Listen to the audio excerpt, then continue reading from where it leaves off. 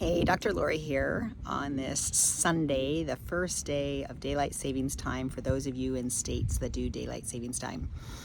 And I wanted to give you a couple of tips. Sometimes the fall back is a lot easier for people because we gain an hour, but it can still disrupt your circadian rhythm and kind of put your body a little bit off. So there's a couple of things. And one of them, it's already too late this morning, but it will be really good for tomorrow morning, on Monday morning, is to get up and allow your eyes with no sunglasses to see the red light, the sunrise, if you can. It allows that body to say, hey, it's time to wake up. Start shutting the melatonin off, turning on cortisol, turning on other hormones that are waking my body up, and get my body and my circadian rhythm going and saying, hey, there's sunlight. It's good for me to wake up. Even if where you are is cloudy, you can still do the same thing. Look up towards the sky. Just get light on your eyes, not artificial light from the lights in your house or in your van or wherever you're living, but the actual outdoor light.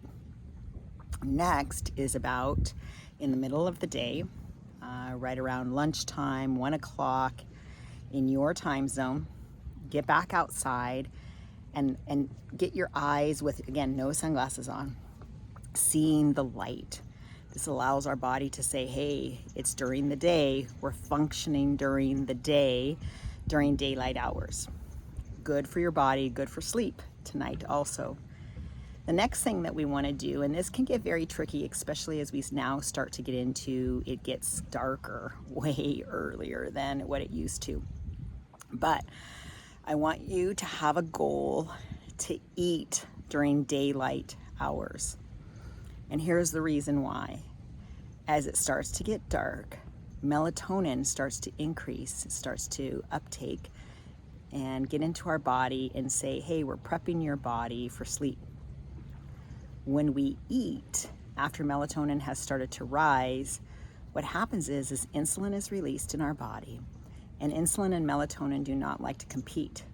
So what happens is melatonin will start to go back down because you've eaten and insulin levels are starting to rise. What happens is then we don't feel as sleepy anymore, and that can impact our sleep in the nighttime. So like I said, I know this is the tricky piece, okay? But as soon as you can, get used to eating earlier, eating in the daylight hours. Better for sleep at night, better for overall in your digestive system, but try to get to eating earlier.